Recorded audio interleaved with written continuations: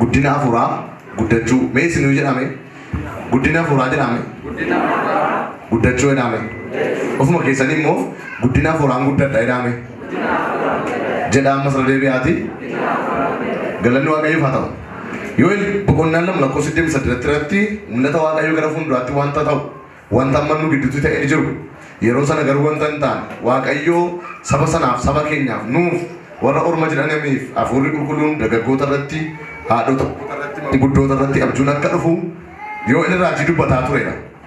Raajii dubbatee hafuurri qulqulluun hojii namoota boqonnaa lama irratti dargaggoota irratti abjuun mul'atti hafuurri qulqulluun irra bu'ee mul'ata dubbachuu jalqaban. Kiristoos Yesuusin dhugaa ba'uu humna guddaadhaanis dinqii gochuu warra dhukkubsatanis fayyisuu warra kufan kaasuudhaan hojiin hafuura qulqulluu humna guddaadhaan jalqabe. Manguddoonnis abjoochuu jalqaban.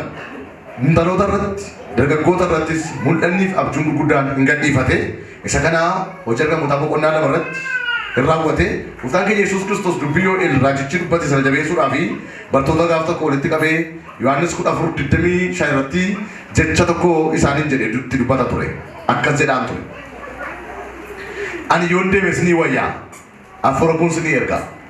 Hafuurri koo isin barsiisa. Hafuurri koo isin gorsa. Hafuurri koo isinii dubbata. Hafuurri koo wanta isinitti dubbadhe immoo isin yaadachiisa jedheeti akka biyyi lafaa nagaa kennutti immoo isinii kennu yaaddayina nagaan immoo isin biratti nan dhiisaa jedhee isaanitti miidhagee. Kun jecha raajii Yoo'eel raajii dubbatee gooftaa Yesuus Kiristoositti dabalee bartoota yaadachiisee hojii namoota boqonnaa lama irratti hafuurri qulqulluun dhufee jechuudha. Har'as hafuurri waaqayyoo gidduu keenya jira ameen jedhaasan. Guddina hafuuraa guddachuu isa jedhu irratti waan dubbannuuf keessumaa guddina giddu galeessa guddina waliigalaa kan jiru irratti baay'ee xiyyeeffannee leenjiiwwan garaagaraa fudhachaa turreerra. Innis waldaa kana keessatti yeroo baay'ee baranneerra. Guddina waliigalaa isa jedhu guddina waliigalaa namni karaa baay'ee guddachuu qaba irratti baay'ee xiyyeeffannee waliin barachaa turreerra. Namni karaa tokko duwwaa guddachuu akka hin qabne irratti baay'ee dubbachaa turreerra. Isa jalqabaa yoo kaafnee haasaa turre namni karaa tokko yoo guddate karaa kan biraa yoo gadi bu'e garuu guddina hin jedhamu suni jennee gaafna. Kanaaf namni karaa baay'ee akka guddatu keessumaa karaa afuriin akka guddatu kaasaa turreerra. Inni jalqabaa barnootaan guddina barnootaa naawoloojii jechuudha akka guddatu hawaasummaaf akka guddatu namummaan akka guddatu akkuma kana hafuuraan akka guddatu. Isa kana irratti baay'ee irratti barachaa turreerra. Qabxiiwwan kun arfan jireenya keenyaaf murteessoodha jennee gaafneerra. Keessumaa bu'uura kan ta'e baruu eegumsaan guddachuu caalaa namummaadhaan guddachuu kan dursu qabeenyaan waan lafarraatiin namummaan fooniin waan lafaatiin guutamuu hawaasummaan guddachuu kan dursu hafuuraan guddachuudha. Gooftaan Yesuus Kiristoos xiyyeeffatee kan inni dubbatu Yohaannis boqonnaa 3 irratti Yohaannis boqonnaa 3 lakkoofsi 6 hanga 8 dubbattan hafuuratti akka dhalan nu kaasa. Waa'ee hafuuratti guddachuu nu kaasa Yohaannis 3 irratti. Kutaa kana jennee ilaallaa gara fuulduraatti guddina ilaallu guddina hafuuraati. Guddinni hafuuraa amantootaaf baay'ee murteessaadha. Namni illee barachuu kan qabu guddina hafuuraati. Hafuurratti guddachuun karaa itti waaqayyo wajjin isa keessumaa Kiristoos Yesuus dubbata. Ana fakkaadhaa isa gooftaan Yesuus dubbata jedhe sana ta'uudhaaf isa ergamaan Phaawulos qulqulluun dubbate. Ani Kiristoosin akkam fakkaadha isinis Kiristoosin fakkaadhaa gara guutummaa Kiristoositti immoo akka guddannuuf jedhee warra Efesoonitti akkuma dubbataa ture. Guutummaa Kiristoos Yesuusitti akka guddannuuf nu yeroo hundumaa dubbicharraa gargar hin baanudha. Guutummaa Kiristoositti guddachuudhaaf kanaaf inni sun guddina hafuuraati. Guddinni hafuuraan jiru taanaan Kiristoositti guddachuun hin jiru. Guddinni hafuuraa maal akka ta'e hin beeknu taanaan guddinni hafuuraa akka nu barbaachisu hin beeknu taanaan guddinni hafuuraa guddachuu hin jalqabne taanaan gara guutummaa Kiristoositti guddachaa hin jiru dhaabnee jirra. Kanaaf keessumaa kiristaanonni pointiin isaanii inni guddaan ijoon dubbii jireenya keenyaa inni guddaan ani maalitti guddachaa jira maalitti guddachaa hin jiru maalitti waan guddachaa hin jirreef maalaan ta'ee jira jennetti yaaduun keenya baay'ee gaariidha. Namni yeroo baay'ee gaafa waaqayyoonnis kadhatu gaafa hojii hojjetu gaafa baratu waan hundumaa gaafa hojjetu namni guddachuufidha bal'achuufidha beekamuufidha guddaa ta'uuf hojjeta namni. Naggaadeen tokko asii kee gara biyya ormaatti asii fagootti deemee kan hojjetu asittis kan hojjetu ekonomii isaa guddifachuuf argachuuf waan xinnoo keessaa qaburraati waan guddaatti keessaa ce'uuf tattaafata. Tamaarii tokko barataan tokko kan inni baratu barumsa irratti kan dabalatu barumsa irratti kan barumsa kan dabalataa deemuuf beekumsaan guddachuuf yoo caljalee taa'ee beekumsatti guddatu akkuma kana hawaasummaatti guddachuun namummaatti guddachuun waan gatii nama kaffalchiisuu qaba. Gatii kaffaluu qabnu kanfalleetu guddan caljanneetti guddan waan duraa dhiisuu qabnu dhiifneetu guddan waan guddachuun nurraa barbaachisu tokko qabannee guddan. Namni faayinaansii tokko qabeenyaan guddachuu barbaadu tokko hin qusata qabeenya isaa yoo sana hin godhu ta'e guddatu jechuudha. Akkasuma immoo waan hafuuraan barbaachisu hin kennaa jechuudha. Kanaaf garuu namni waa'ee kana irratti xiyyeeffata keessumaa barumsa barachuu irratti beekumsaan guddachuu irratti akkuma isinitti dubbataa qabeenyaan guddachuu irratti ni dhamaa jireenya hafuuraa garuu namni garagalee ani guddachaa jira jedhee namni itti yaadu baay'ee miti. Gooftaa Yesuus Kiristoos kan inni sagalee isaa keessatti dhigaa isaa keessatti dubbatu garuu waa'ee guddina isa kan biraarra caalaa waa'ee guddina hafuuraa irra deddeebi'ee dubbata macaafni keenya. Mee guddina hafuuraa jedhame irra deebi'aati. Guddina hafuuraa macaafni keenya baay'ee dubbata nu garuu baay'ee dubbannu baay'ee dhaggeeffannu baay'ee irratti hojjennu. Keessumaa Yohaannis 3:8 dubbistan kutaa kana ilaala gara fuulduraatti waan ta'eef minaan dubbisaa. Kutaa sun maal jedhaa? Hafuuratti kan dhalate hafuura, foonitti kan dhalate fooni, hafuurri immoo hin qabamu jedha. Kanaaf hafuuratti dhaladhaa jedha. Maadad, mawalad jedhamu jira. Dhalataniitu guddatu. Utuu dhalatanii guddatan. Dhalachuutu dursa waan sanaaf. Minaa dubbisna ni argattan. Sadichaa. Yohaannis boqonnaa 3:6 nama foonitti kan dhalate foon nama foonitti kan dhalate foon hafuuratti kan dhalate hafuura hafuuratti kan dhalate maalidha? Hafuura. Olii dhalachuun isiniif hin ta'a. Olii dhalachuun isiniif hin ta'a. Siin jechuu kootiif hin dinqifatin. Qilleensi gara fedhetti hin qilleensa. Qilleensi gara fedhetti maal ta'a? Hin qilleensa. Qilleensa'uu isaa hin dhageessa. Eessa akka inni dhufu eessas akka inni dhaqu garuu hin beektu. Egaa hafuuratti kan dhalate hundinuu akkuma kana jedhee deebi'a. Akkuma kanadha. Eessaa ka'ee eessa akka xumurame akkuma hin beekamne hafuuratti kan dhalate illee akkasii jedhama. Barri nama hafuuratti dhalate daangaan qaba. Barri nama foonitti dhalate garuu daangaa qaba. Barri namni biyyi lafaa kana keessaadhu daangaa qaba. Barri namni jireenya hafuuraatti dhalate garuu daangaan qabu. Kaleessa gaddas yaa Waaqayyo bira ture. Har'as hafuurri isa Waaqayyo bira jira. Bara baraanis Waaqayyo bira jira. Kanatti ilmaama namaatiin kaa'uu dandeenyu. Kanaaf eessa akka ka'e eessa akka jirullee ga'ullee abatullee hin beekamu.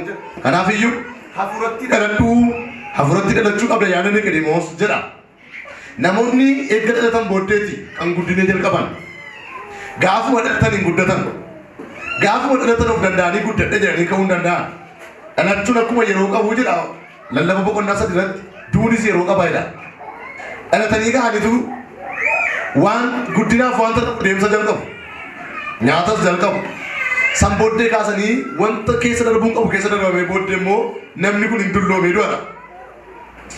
Dhalachuun jireenya hafuuraattiin dhalachuun salphaa miti. Jireenya hafuuraatti dhalachuun Niqoodimoos gara dhalachuutu siidaa mootummaa Waaqayyootti galuudhaaf jedhaan ture Gooftaa Yesuus. Gaaffii inni gaafatedha. Mootummaa Waaqayyootti galuun maaltu naa ta'a jedhee gaafannaan dhalachuu qabda lammataa jedhee Yesuus Kiristoos. Garaa dhaqotti kamittiin deemuu danda'a akkas miti hafuuratti kan dhalate hafuuraadha.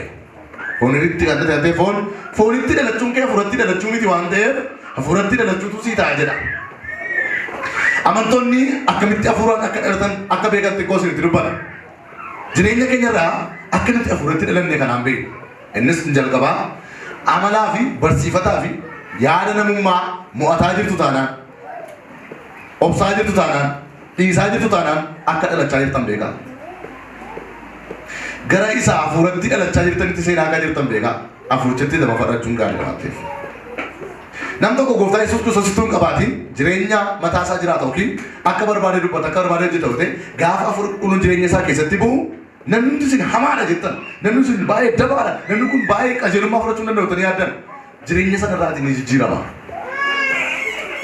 Kaleessa lola arran dhiisa kaleen arrabsa bakka ol jijjiiramaa ta'edha. Dhaqna kaleessaa irraatti dhaqna haaraa uffata amala kaleessaatti amala haaraa uffata dhalachuun kan nurraa milikiin isaa beekamu jalqabaa isa kanadha. Amala warri biyya lafaa agarsiisan irraati ifne amala warri ijoollee Waaqayyo agarsiisan gaafa agarsiisu jalqabu waa jireenya hafuuraatiin akka dhalachaa jirru akka lammaffaa dhalachaa jirru nurratti hubatama. Harkoolii keessa ni qabadhaati. Lammaffaa dhalachuun kan sirraa mul'ataa deemu jedha.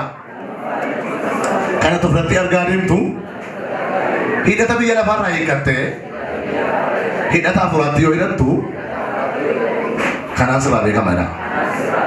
Kun lammaffaa dhalachuudha amala milikkita isaati. Galanni waaqayyoof haa ta'u. Isa kanadha. Inni kan biraan lammaffaa dhalachuu keenya kan ittiin beeknu kan biraa waa'ee ofii keenyaa hin ganna.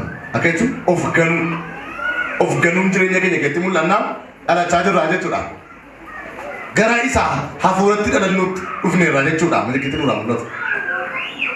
Guddinni hafuuraa dhalachuu hin dursu. Dhalachuutu dursa waan ta'eef. Dhalachuuf kan nu geessu immoo isa kanadha. Kiristoositti dhalanneerra jechuudha. Namichatu gooftaa eega qabaatee booddee eega gooftaa qabaatee booddee amaneera. Dura utuu amaniin dura amalli barsiifatii aadaa keenya afaan Oromoon fayyadaman keessaati. Gaafa yabbii xinnoo argan, gaafa ucoolii xixiqqoo argan, daa'ima gaafa argan akkuma aadaatti iji nama gaariyyuu gaarii miti jedhu. Ijumti nama gaariyyuu iji nama hamaa miti. Iji hamaa jira jechuudha. Seexanii kan itti fayyadamee kutu. Iji gaariyyuu ta'u, iji garraaminiyyuu ta'u waan jedhaniif wanti xiqqoodhaan hin tufuuf tokko. Inni kan biraan agarsiifatadha. Ucoon daakuu fakkeenya tokko dubbatu dhumi dhumeeruun yoo akkas jedhan hin guddatti jedhu. Barsiifanni kun jira. Dhumi jedhaniitu dhumi yoo jedhan hin guddatti. Jiraatanii jedhanii daakuudhaaf hin ta'u fakkaata faallaadha kan ishee. Kan biraa garuu hin tufuuf. Milikkita waan sanaati. Soo namni sun gooftaa fudhatee ka'e gooftaa fudhatee gaafa ka'u orri jaalalli isaa geeddaramaa afurii qulqulluun jireenya isaa keessa bu'eera. Akka kaleessa hin jedhatu dubbachuu hin danda'u. Waan baay'ee akka dhiifnu kan nu godhe kana Kiristoos gaafa keessa keenya buufatu akka namoonni warra gooftaa hin qabne dandeenye hin goonu. Nu keessaa haqama. So ucoon argeeti dhumi jedheen hindaaqqoon maal taate hin dhumte jechuudha. Maaliif dhumte malu dhumii isaa dhumii taate faallaan hin jiru amma. Kaleessa faallaa yoo dubbate malee hin ta'uuf. Yaduu aayinoo ስለሆነ yaada moofaa sammuu isa duraanii waan ta'eef. Amma garuu sammuun haaraan sammuu Kiristoos waan keessa gale aaboon afaanii arrabarra waan jiruuf jireenya sana keessa Kiristoos waan jiruuf waan inni dubbate hundumtuu hin ta'a dhumee naan hin dhumee jedha sammuu danda'u colee hin dhumte chumatti. So gaafa Kiristoos Yesuusitti makamnee kaanu jireenya furaatti makamnee Kiristoositti dhannee kaanu arrabni keenya jijjiiramaadha. Dubbiin keenya jijjiiramaadha. Akka namoota bakkee kana keessaa gooftaa hin amannee wal qixa miti nuyi. Wal fakkaataa sin dubbannu, dubbii wal qixaa sin qabnu, ilaalcha wal qixaa sin qabnu, sammuu wal qixaa sin qabnu. Isaan waan mala fardaa argu. Namni afuratti dhalate garuu waan afuraa arga. Ganamni kun ganamatti waan afuraa argitu siif haa ta'u. Waan afuraa arguun siif haa ta'u jedha. Waa kanadha. Kanaafi amma waan sinitti himu.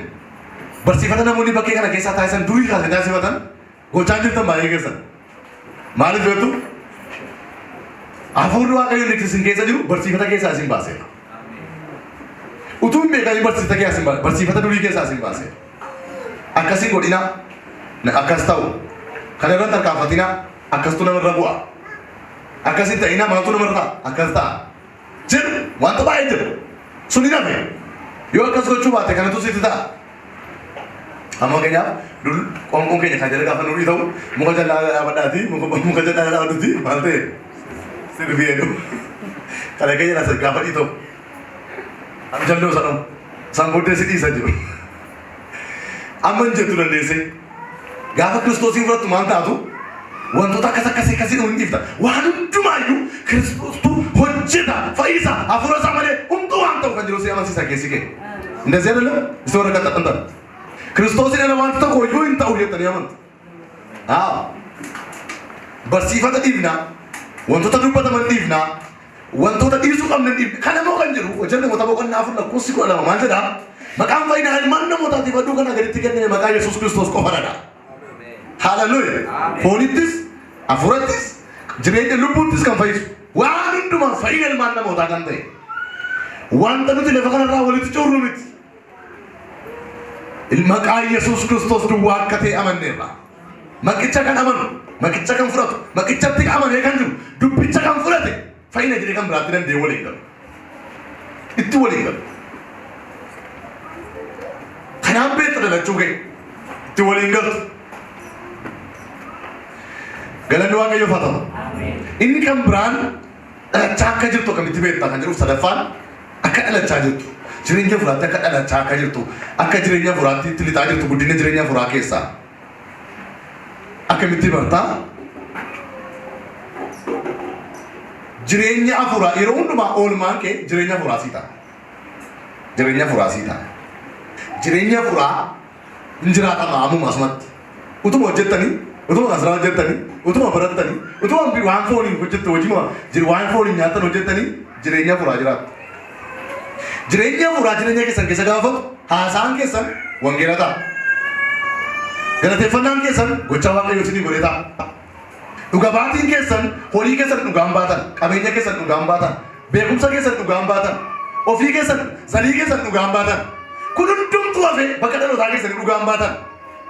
Kiristoos hojii inni isin keessatti hojjete dhugaa baata. Naga dhugaa fudhame. Haleluuyaa. Hojii Kiristoos isin keessatti hojjete dhugaa ba'uu siif haa ta'u. Ameen. Meeqa jedhame? Hojii Kiristoos jedhame. Jireenya koo keessatti hojjete dhugaa baadha. Kun nama lammaffaa jireenya lammaffaa dhalatee turraa mul'atudha. Waa'ee ofii isaatiin faarsu. Kanaaf akkas jedhame ture yoo hojjechuu barbaaddan jedha. Qolaasaas keessatti Phaawulos gargaara garbatu. Yoo hojjechuu barbaadan hojii gooftaan keenya Yesuus Kiristoos isin keessatti hojjete nuuf jaja. Isaan dhaadadha. Inni kun amala maaliiti? Amala nama lammaffaa dhalateeti. Amala nama lammaffaa dhalatee bakka dhaqu hundumaan lafa deemu hundumaan iddoo dhaqu hundumaan Kiristoosiin dubbachuun hojii isaa godhata. Amma ganama kan caamaan taragachaa jira. Caamaa kana mijataa jira. Mucaa caamaa taragatu nan hammuma taa'utu waa qabsadha waan ta'eef. Nagaadhaan afaan waasa. Gooftaa Yesuus qabdaa jennaani eenyutu dhabe isaanaan jedhe. Innaa akkamitti qabdaa jennaan ergamaa godhee qabadhee jira naan jedhe. Gooftaadha inni jedhetti immoo jalqabe. Caamaa koo gitti manaa tarageetu mure garuu itti madheeraan. Hojii kooti. Mee hojii koote naa nama laati. Mee hojii koote naa. Akkasuma sinteesisu. Sibeeressa hundumaa namootaaf beelofta. Warra dukkana keessa jiraniif dheebotta. Warra kufanii jiraniif dheebotta akka isaan qabataniif. Warra fagoo jiraniif dheebotta. Hojiin nama lammaffaa dhalate dubbachuudha Yesuusiin. Yesuusiin dubbachaa jirta taanaan dhuguma sitti maalidhaa jireenya lammaffaa dhalate keessaa tokko isa kan argattee taati. Namni Yesuus Kiristoos gooftaa jechuu kan danda'u hafuura qulqulluudhaan. Hojiin kiristaanotaa kan irraa mul'atu Yesuusiin lallabuudha. Lafa gabaa kee, lafa dhaxxanitti, lafa dubbattanitti oolmaa Yesuusiin haasoftu, gochaa Yesuusiin dubbattu. Jireenya hafuuraa keessan keessatti Yesuus waan hojjete hin dubbattu. Mana keessan keessatti waan hafuurri qulqulluun hojjete hin dubbatattu. Engadda gaafa roobii gargaraa tokko miidiyaa tokko laala. Dubartii tokkotu gabaa keessa deemtee sa'aatiin asumaa gaafa durii tokko beektu afaan isaa bal'aa tokko asitti irraa fudhatan ittiin lallabaa turreessa. Asirratti fannifannee ittiin lallaba durbaan iyyaatti. Gabaa keessa qabatteetu gabaa mana dubartoonni nagadan keessa qabatteetu miidiyaa irratti laala. Tokko waraabee gadhiise isheen illee waraabbachuu hin beektu. Yesuus Kiristoos karaadha. Ani waggaa 12 dhukkubsadhe sireettan galee ciisaa ture. Mala keessan tortoraan ture. Namni na dhiisee ture. Yesuus na fudhate, na fayyifate, an dura waan badeen ture. Biyya lafaa kana keessa joortuun akka koon turreetti dubartiin kun nama guddoodha. Joortuun akka koon jirtu. Namni gaallamootaan akka koon jirtu reetti. Garuu Kiristoos kan isaa na godhate. Du'a narraa kaase, hafuura koottis na fayyise, lubbuu koottis na fayyise. Yoo ta'e kana fayyifte immoo gabaa keessan deemee dhugaa sii ba'a jedhe tanan fudhadhee ka'e. Yaa hojii gooftaa Yesuus waan Yesuus jireenya kee keessatti hojjete dhugaa ba'u jechuun eeno.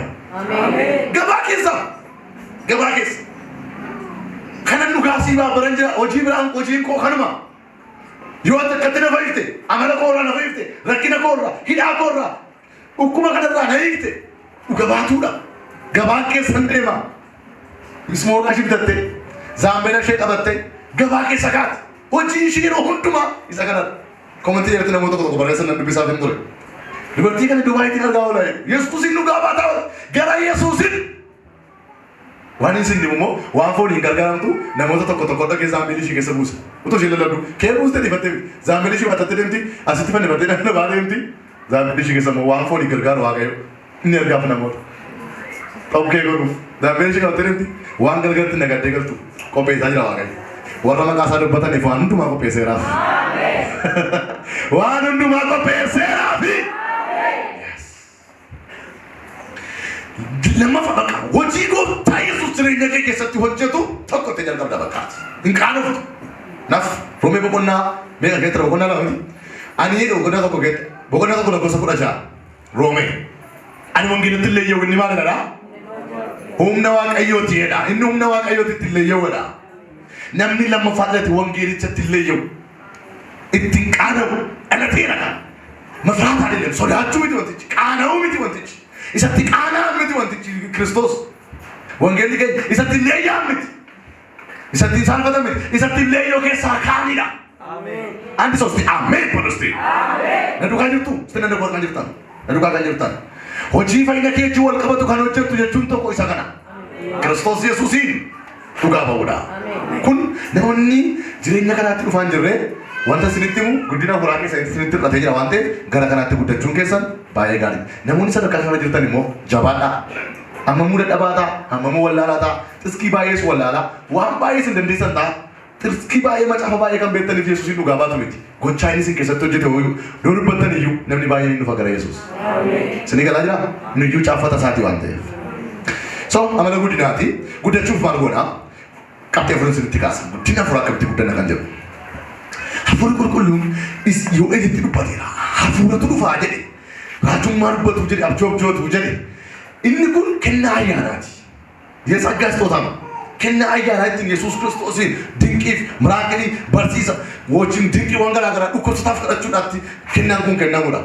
Hafuuratti guddachuun inni dubbachuu barbaadu pointiin kun inni guddaan garumaa inni jireenya lammaffaa dhalanne guutummaa Yesuusitti guddachuudha. Maaltu nu barbaachisa hafuuratti guddachuudhaaf? Hafuura qulqulluuf abboomamuudha. በመንፈስ ቅዱስ መታዘዝ hafuura qulqulluuf abboomamuudha. Galaatiyaa 5:6 qofa dubbisu. Shanja Galaatiyaa irratti. Hafuura qulqulluuf abboomamuun guddina hafuuraa keenyaa itti dabala. Fakkeenya tokkoon isinii fudhadha. Kan isinitti tuni min dura. Mana keessaa hojjetaa keessan haa ta'u, daa'ima keessan haa ta'u. Nama abboomamutti hojii dabaltu moo nama abboomamnetti hojii dabaltu? Mindaas dabaltuuf. Nama natti nama abboomuuf maaltu dabalama? Hojiinis hin dabalama? Mindaanis hin dabalama? Kabajiis hin dabalama? Waan hundumaatutti dabalama. Namni guutuu mana koo hin jiraanne manni koo hin dhaabatu hin kufatu. Mana koo jabeessee gad dhaabe hojjettuu koo kana jettu hojjettuu cimtuu mana gaa qabaatan. Oromoon keenya nama jajuun beeku garuu jajadhaa ishee nama mana keessan keessaa hojjetu. Nama jajuun beektan. Thank you. Hojii kana jiraata nama jechuun beektan. Harkoolii keessan egaa waddaati. Waaqayyo jaallataati hojiin kee gaariidha jiraatti maa. Walitti madhaadha. Yaa mana keessan keessaa hojii keessan keessaa bulaa keessan ta'u hojii namaa namni sun eeggas irra deemu oduu isiitti dhagaami. So hafuurri qulqulluun abboomamu nama abboomamu baay'ee hojiitti kennitu. Kabajaanis baay'ee jira. Inni kan biraan namni hojjetu hojiin hin dabalamaaf. Guddina hafuuraa keessatti hafuura qulqulluuf abboomamna taanaan waan hafuurri qulqulluu laphee keenya taasee hin hojjenna taanaan guddina jalqabaa jira gara isaatti guddachaa jira bakka. Hafuurri qulqulluun gara kee dhufe kan ifaaf fadhu sin jedha yoo ta'e diinaa jirta yoo ta'e rakkoo qabda jechuudha. Abboomaaf hin jirti. Nama tokko as kan dubbataa ture baluu isaa seetiin dubbadhu yeroo tokko hafuurri waaqayyoo jedhe baluu isaa seetiin dubbadhu naa waliin haasofnu nutti dubbata suma gidduudha. Iyyi naan jedhaan iyyuu isheen ta'a maal namni natti golfa inni isaa jedhe. Hafuurri maal barbaada? Iyyi as kennee midhaan innoo sana dhiisuudhaan waan hafuuraatti irratti qaba. Dhaaqalachuudha. Iyyi isin jedhe fiigaa jedhe fiiguun iddee kan maasitti waan taphatu jira. Hafuurri qulqulluun baay'ee dhaggeeffachuun keenya baay'ee murteessaadha. Kadhadhu sin jedhee hafuura kana keessa gadi kadhadhu sin jedhee qammeen kadhadhu meentee deemte. Keessa gadi malee inni isa miti waan abdeetta bakka. Hafuuratti inni hafuuraa keessa isaa hafuurri qulqulluun sitti guddisuu barbaadu deefteetti. Ka'een gorsa barbaada gorfamuun barbaada. Keessi kee gorsa si dheebotu waan hafuuraatti guddachuudhaaf hafuurri qulqulluun waan inni isinirraa barbaadu hin gootan taanaan guddin dhaabanitti. Kenni sin jira keessa keeti horii bayyuu maal godhi kenni sin jira keessa keetu tokko immoo Simoon yoo ta'u ati hafuuraan wal'aansoo qabaa jirtu. Hafuurri waaqayyo keessa keeti kun sirrii miti sin jedhaa jira. Ati immoo maal ta'e ani foon dadhabaa hafuurri dhimmaa dhatteetu itti deemta oote mormaa jirta hafuuraan mormaa jirta bakka. Waan keessa sin jedha ishee waan gaarii haasa'e waan gaarii dubbatu waan hafuurri qulqulluun jireenya keetti fidu waanuma gaarii ta'e waanuma namatti tolu waan inni sirraa barbaadu yeroo eeginiif hojjedhuuf. Iddoo itti jirtu gaarii ta'u sirrii ta'uu dhiisuu danda'a. Mijataa ta'uu dhiisuu danda'a. Garuu hafuurichi waan inni sirraa barbaadu raawwadhu.